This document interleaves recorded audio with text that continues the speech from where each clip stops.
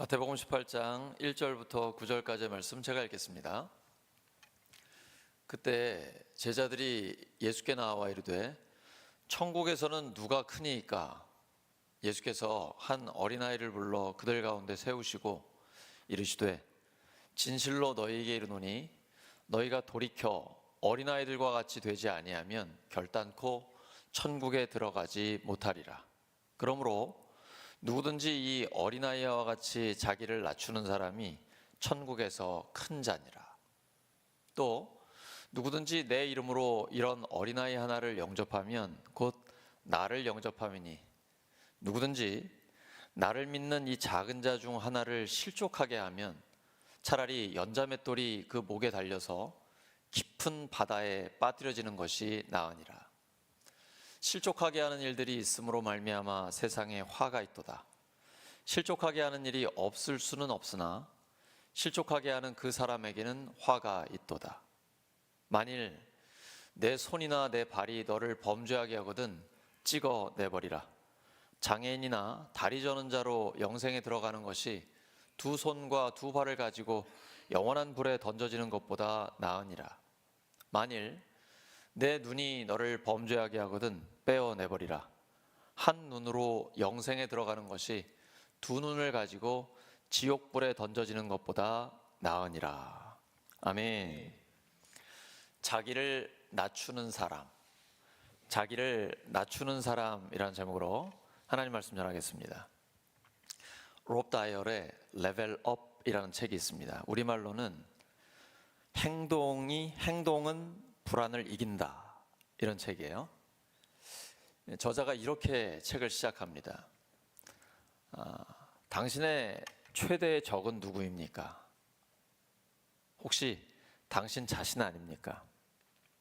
당신의 인생에서 목표한 바를 이루고 싶고 성공하고 싶은데 그걸 막는 게 당신 자신 아닙니까? 뭔가 막연한 불안감, 공포가 있기 때문 아닌가요? 이런 이제 질문으로 시작을 합니다. 예수님께서는 아무것도 염려하지 말라고 하시죠. 무엇을 먹을까, 무엇을 마실까, 무엇을 입을까 염려하지 마라. 그거 다 이방인이, 예수님 믿지 않는 사람이 하는 것이다. 너희는 먼저 하나님의 나라와 하나님의 의를 구하라. 그리하면 이 모든 것을 너희에게 더하시리라. 이 공포나 불안이 있으면 행동으로 옮길 수 없고 행동으로 옮기지 않으면 자기가 원하는 목표는 이룰 수 없습니다. 그래서 이 공포와 불안, 걱정, 두려움, 이 모든 걸 다 없애야 되는데 그것이 예수님 안에 있는 거죠. 예수님을 믿으면 아무것도 염려하지 않습니다. 빌립보서 4장 6절과 7절이에요. 아무것도 염려하지 말고 다만 모든 일에 기도와 간구로 너희 구할 것을 감사함으로 하나님께 아뢰라. 그리하면 모든 지각에 뛰어난 하나님의 평강이 그리스도 예수 안에서 너희 마음과 생각을 지키시리라. 어떤 염려거리가 올 때, 예를 들어 장사가 잘 안 된다든지 자녀 교육의 문제라든지 건강에 어려움이 있다라든지 무슨 염려거리가 있더라도 이 염려거리를 기도거리로 바꾸고 또 우리가 예수 그리스도의 이름으로 주님의 뜻대로 기도하면 하나님이 반드시 응답하시거든요. 그러니까 지금 상황이 바뀌지 않아서도 하나님은 모든 것을 합력하여 선을 이루어 주시기 때문에 이미 응답받은 줄로 믿고 당겨서 감사하는 거죠. 그래서 염려거리를 기도거리로, 기도거리를 감사거리로 바꾸는 거예요. 이런 삶이 계속되면 실제로 우리의 삶에 하나님께서 약속하신 승리와 또 이 땅에서 하나님이 우리에게 주고자 하는 그 복이 임하게 되는 것이죠. 그러면서 이 저자가 중요하게 얘기한 건 우리에게 가장 중요한 목표는 남들과 비교해서 다른 사람들보다 더 훌륭한 사람이 되는 것이 아니다라고 얘기해요. 이분이 크리스천인지 아닌지는 제가 잘 모르겠어요. 근데 본인 스스로 자기는 그렇게 종교적이지 않다고 얘기하는데 신이라는 단어가 나오는데 이게 당연히 미국 사람이니까 이제 God, 하나님이죠. 크리스천인 것 같기도 하고 상당히 그 성경적인 정신이 많이 배어 있어요. 비교 의식을 갖고 있으면 행복할 수 없어요. 왜냐면 나보다 좀 부족한 사람 만나면 행복하지만 나보다 나은 사람 만나면 행복하지 못하잖아요. 그러니까 천국에는 열등감이나 상대적 박탈감이 없어요. 그런 게 있으면 행복하지 않거든요. 그래서 비교의식이 없어야 됩니다. 그래서 우리의 목표는 다른 사람들과 비교해서 내가 더 훌륭한 사람이 되는 게 아니라 나 자신과 비교하는 거예요. 어제보다 더 나아진 오늘의 나를 내가 목표로 삼는 것이죠. 근데 예수님은 이걸 점점 더 어린아이처럼 순수해지고 겸손해지는 것이다 라고 말씀하고 계신 거예요. 제자들은 천국에서는 누가 큽니까? 라고 여쭤봐요. 누가 크냐? 모든 사람의 관심사죠. 누가 더 돈이 많으냐? 누가 더 좋은 집에 사냐? 누가 더 잘생기고 예쁘냐? 누가 더 크냐? 이게 우리의 관심사란 말이에요. 제자들은 천국에서도 서열이 있지 않겠습니까? 누가 더 큽니까? 근데 예수님은 즉답을 피하시고 어린아이를 데려오세요. 그리고 크고 작고의 문제가 아니라 너희들이 돌이켜, 이거 회개를 의미하죠. 이전에 세상적인 방법이나 세상적 가치관, 세계관 다 내려놓고 성경적 세계관, 성경적 가치관을 갖는 것으로 회개하는 거였어요. 예수님의 첫 번째 설교는 회개하라, 천국이 가까이 왔느니라. 그러니까 천국 들어가는데 가장 중요한 건 첫 번째가 회개예요. 예수님 그 말씀하신 겁니다. 너희가 돌이켜 회개하여 어린아이 같이 되지 않으면 아예 천국에 들어갈 수 없다. 크고 작고의 문제가 아니라 너 어린이처럼 순수한 믿음을 가져야 돼. 그 다음에 큰 자가 어떤 사람인지 말씀해 주세요. 그 어린아이처럼 된다는 게 뭐예요? 어린아이처럼 자기를 낮추는 사람이에요. 하나님 앞에 정직하게 자기 자신을 인정하고 사람들 앞에서도 꾸미거나 위선하지 않고 자기 자신을 낮추는 사람, 이 사람이 천국에서 큰 자다. 예수님은 여러 번 말씀하셨어요. 너희 중에 으뜸이 되고자 하는 자는 종이 되어야 한다.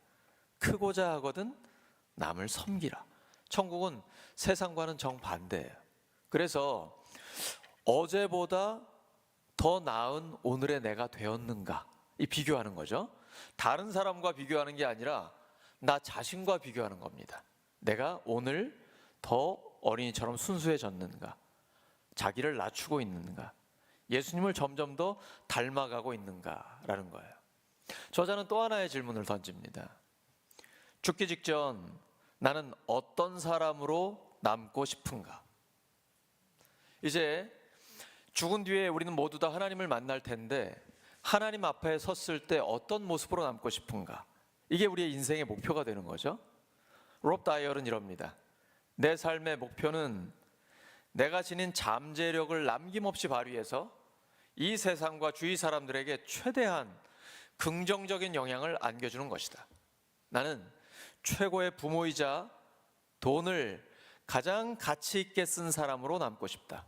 또 세상의 모든 존재를 사랑한 사람으로 하나님 앞에 서고 싶다. 이 목표를 이루는데 가장 중요한 게 뭘까요? 정체성을 바꾸는 겁니다. 내가 이미 그런 사람이 된 것처럼 오늘 행동하는 거예요. 내가 아직 부족하지만 내가 이미 이런 목표를 이룬 사람이 된 것처럼 오늘 생각하고 말하고 행동하는 것입니다. 또 주위 사람들 중에 내가 목표하는 바를 거의 이룬 것 같은 그런 사람이 있잖아요. 그런 사람을 보면서 계속 본받으려고 하는 것이죠. 이걸 신앙적으로 적용한다면 우리의 정체성을 바꿔야 돼요. 확실해야 됩니다. 하나님의 자녀라는 정체성, 예수님의 제자라는 그 정체성이 확고해야 합니다. 내가 이 땅을 떠날 때 하나님 앞에서 어떤 모습으로 서고 싶은가, 하나님께 어떻게 인정받고 싶은가, 그 생각을 하는 거죠. 그래서 나는 예수님의 제자다, 하나님의 자녀다라는 정체성을 가지고 오늘 내가 예수님처럼 살아가는 것입니다. 그리고 언제 어디서나 항상 이 생각을 하는 거예요. 예수님이라면 어떻게 하실까? 그래서 예수님을 끊임없이 본받아가는 것이죠. 그러다 보면 내가 어느새 점점 더 예수님을 닮아간다는 거예요. 인생의 성공도, 인생에서 뭔가 이루고자 하는 목표를 이루는 것도 어느 날 갑자기 천지개벽하는 로또 맞는 것 같은 이벤트가 아니라는 거예요. 날마다 가장 작은 사소한 행동 하나하나가 쌓여서 내 삶이 변화된다는 것입니다. 그걸 저자는 마이크로 액션이라고 얘기해요. 그렇습니다. 예수님을 믿는다는 건 날마다 예수님을 본받아 조금씩 변화되어 가는 것이죠. 오늘 예수님은 그것을 어린아이처럼 되는 것이다 라고 말씀하고 계세요. 어린아이의 특징은 자기를 낮추는 것이죠.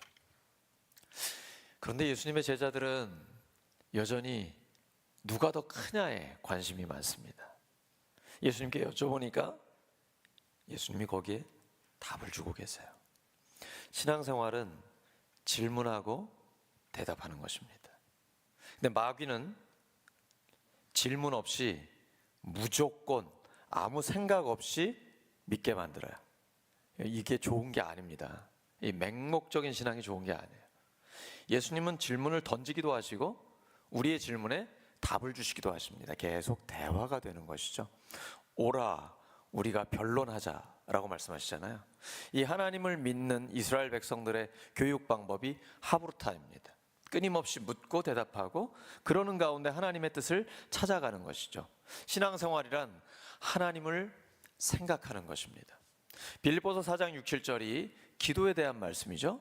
염려 없이 감사함으로 기도하면 하나님의 평강이 임한다는 거예요. 바로 그 다음에 빌립보서 4장 8절에 하나님을 생각하라 라고 되어 있습니다. 신앙생활은 하나님을 생각하는 것입니다. 제자들의 생각과는 다르게 천국에는 서열도 계급도 없습니다. 근데 우리나라에 들어왔을 때 유교적인 문화가 있기 때문에 교회에서도 서열을 생각하는 부분이 많습니다. 그래서 새 가족이 들어오면 교회에서 누가 제일 높은 사람입니까? 특별히 아이들은 그 분위기 파악 금방 하잖아요. 애들은 교회에서 누가 제일 높다고 생각해요? 목사님.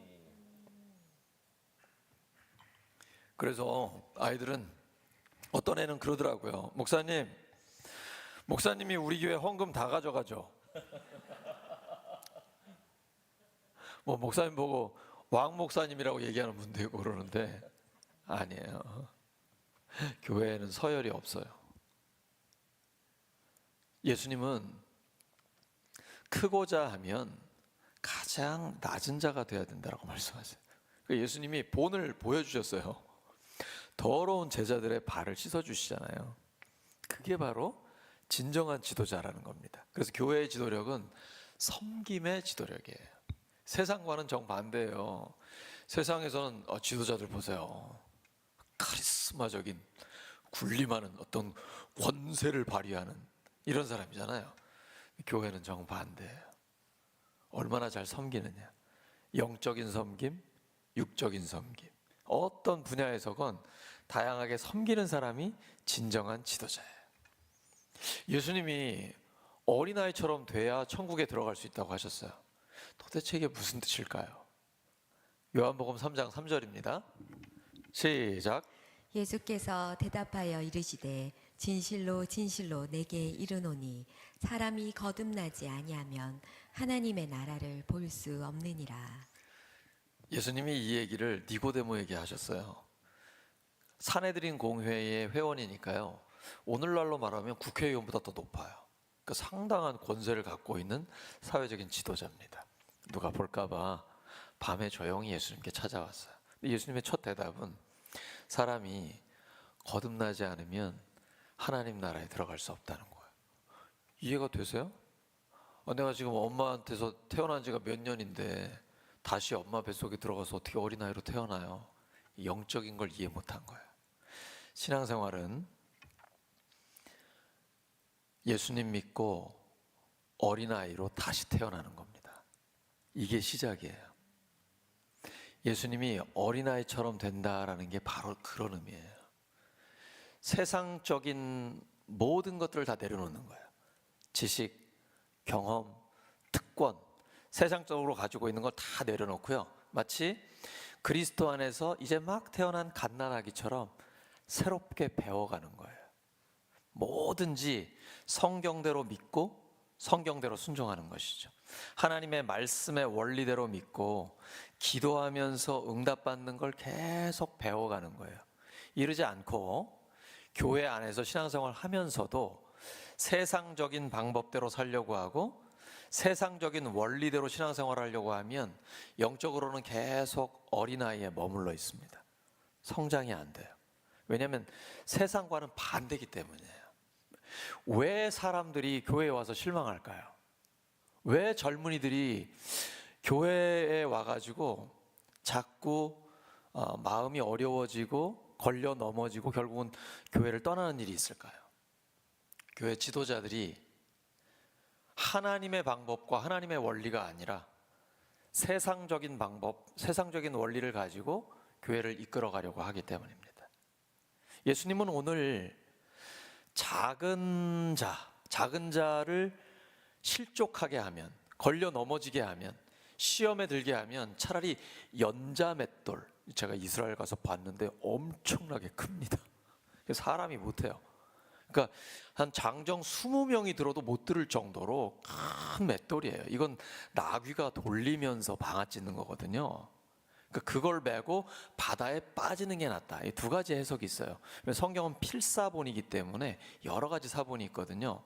차라리 자기가 연자맷돌을 메고 바다에 빠지는 게 낫다라고 번역을 하는 경우도 있고, 또 어떤 경우는 그 사람을, 그러니까 작은 자를 연자맷돌 매게 하고 바다에 빠지게 하는 게 낫다. 이게 둘 다 무슨 의미냐면 차라리 육적으로 죽더라도 영혼을 살리는 게 낫다, 이런 의미거든요.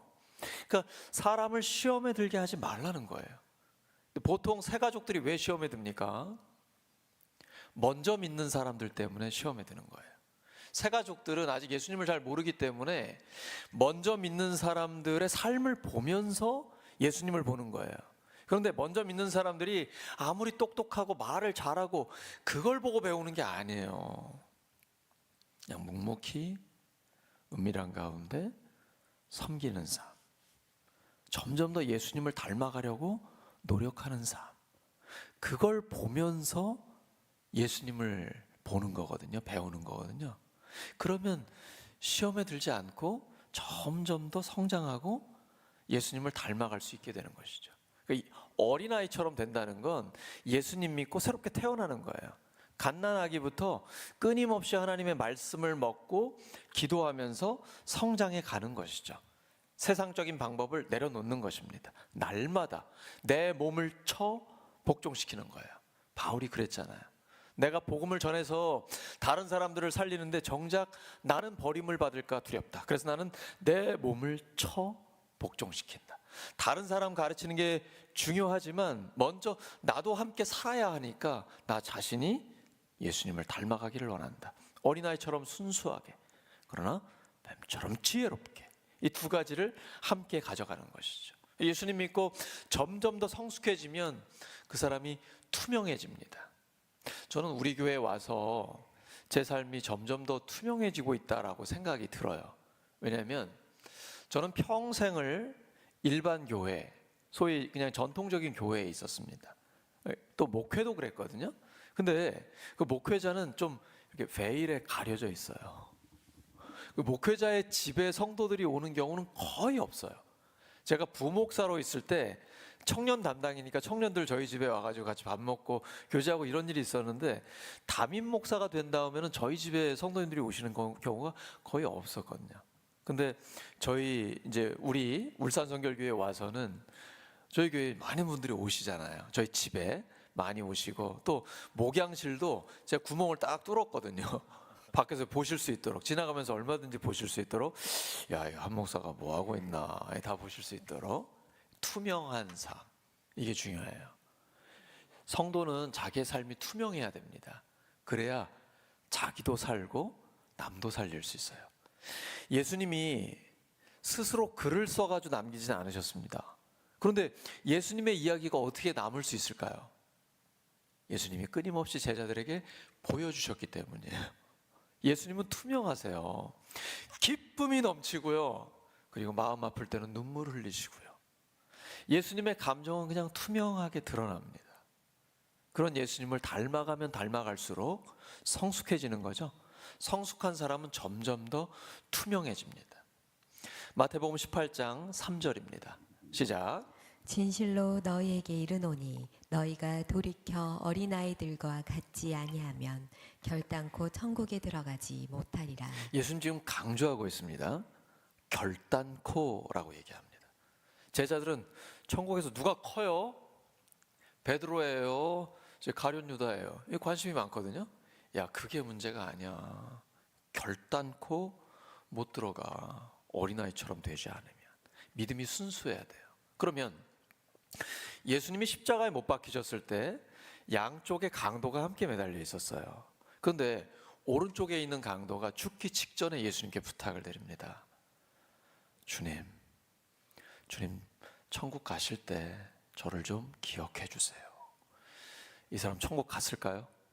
못 갔을까요? 갔을까요? 예수님 그러셨죠? 네가 오늘 나와 함께 낙원에 있을 것이다. 예수님 말씀하셨으니까 확실하게 천국 갔습니다. 이 사람 부러우세요? 평생 자기 하고 싶은 대로 살았습니다. 나쁜 짓도 많이 했어요. 강도 짓하고. 근데 죽기 직전에 예수님 믿고 구원받았어요. 좋겠죠? 내 마음대로 내 뜻대로 살다가 죽기 직전에 예수님 믿고 천국 가면 이게 장땡 아니에요? 아니에요. 이것처럼 불쌍한 인생이 없어요. 우리 인생 짧은데 사는 동안 하나님의 영광을 위해 살아야죠. 천국 가서 좋긴 좋은데 사는 동안에도 하나님의 영광을 위해 가장 가치 있게 의미 있게 살아야죠. 근데 여기 중요한 게 있어요. 비록 그러지 못했다 할지라도 죽기 직전에 순수한 믿음을 가지면 구원 받는 거예요. 이게 중요합니다. 순수한 믿음. 예수님은 그걸 보시는 거예요. 어린아이 같이 순전한 믿음을 가지면 구원 받는다라는 거예요. 이게 회개예요. 어린아이는 순수해요. 예수님을 믿는다는 게 너무나 확실해요. 그러니까 우리가 세상에 찌들어 가지고 다 많은 경우에 어른이 되어 있거든요. 세상에 때 묻어 가지고요. 근데 이걸 다 내려놔야 돼요. 이걸 회개라고 얘기해요. 성령을 받은 베드로가 설교할 때 이렇게 얘기합니다. 사도행전 2장 38절이에요. 너희가 회개하여 각각 예수 그리스도의 이름으로 세례를 받고 죄 사함을 얻으라. 그리하면 성령을 선물로 받으리니. 회개하면 성령을 선물로 받습니다. 그럼 성령께서 우리 안에서 역사하세요.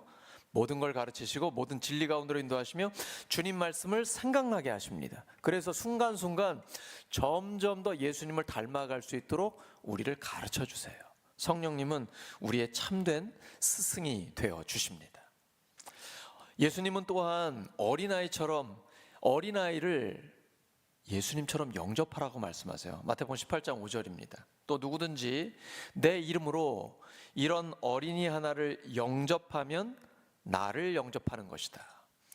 예수님을 사랑하시죠? 예수님은 그 사랑을 사람들을 대하는 것으로 표현하라고 하십니다. 오늘 어린아이라고 얘기하셨어요. 근데 어린아이라는 건 나이가 어린아이도 맞지만 신앙적으로 어린 사람 아니면 사회적으로 어려운 상황 가운데 있는 사람들 다 포함할 수 있어요. 우리 주변에 가난한 이웃이나 소외된 사람들이 있습니다. 우리가 이 사람들을 따뜻한 사랑으로 대한다면 그게 바로 예수님을 대하는 것과 동일한 것입니다. 사람들이 교회에 왔을 때 은혜를 받아요. 이런 경우에요. 와, 울산성결교회 성도들은 서로가 서로를 예수님처럼 대한다. 그걸 보면 사람들이 은혜를 받아요. 이게 예수님의 말씀에 순종하는 거거든요. 어디 다른 데서 예수님을 찾는 게 아니라 내가 만나는 작은 사람 한 사람 한 사람, 지극히 작은 자에게 한 것이 곧 예수님께 한 것이라고 말씀하셨어요. 그래서 우리가 서로를 대할 때 예수님처럼 대하면 그 사람이 바로 예수님의 말씀에 순종하는 것이고 서로 깊이 사랑하면서 하나님의 은혜가 충만한 교회가 되는 것이죠. 목장과 가정이 되는 것입니다. 하나님은 우리가 눈에 보이는 사람을 사랑하는 것을 통해서 하나님 사랑을 표현하라라고 말씀하십니다. 사도 요한은 눈에 보이는 사람도 사랑하지 않으면서 보이지 않는 하나님을 사랑한다는 것은 거짓말이다. 너 착각하고 있는 거야. 자기 자신을 속이고 있는 것이다 라고 이야기합니다. 요한복음 13장 34절 35절이죠. 새 계명을 너희에게 주노니 서로 사랑하라. 내가 너희를 사랑한 것 같이 너희도 서로 사랑하라. 너희가 서로 사랑하면 이로써 모든 사람이 너희가 내 제자인 줄 알리라. 근데 사랑하기가 쉬우세요? 저도 여러분과 똑같습니다. 마음에 맞는 사람이 있고 마음에 안 맞는 사람도 있고 어려운 사람도 있거든요. 근데 예수님이 내가 너희를 사랑한 것 같이 너희도 서로 사랑하라고 말씀하셨어요. 그러니까 노력하는 거예요. 끊임없이 기도하면서 노력하는 거예요. 진심으로 사랑할 수 있도록 도와주세요. 예수님이 나를 내가 연약할 때, 죄인 되었을 때, 심지어 하나님의 원수일 때 먼저 사랑하셨어요. 근데 눈에 보이는 우리 교회 성도도 사랑하지 못하면서 누구를 사랑할 수 있겠어요? 저 멀리 아프리카의 선교지에 있는 사람? 남미에 있는 사람? 이건 자기 자신을 속이는 거거든요. 착각하는 거예요. 그냥 멀리 눈에 안 보이니까 사랑할 수 있다라고 생각하는 것이죠. 근데 가까이에 있는 우리 교회 성도부터, 목장 식구부터, 가족부터 사랑해야 돼요. 예수님은 그 말씀을 하고 계십니다. 너희들끼리 먼저 깊이 서로 사랑하라. 그러면 진짜 예수님의 제자가 된다. 그걸 보고 믿지 않는 사람들이 교회로, 목장으로 나와 구원받는 역사가 나타나게 되는 것입니다.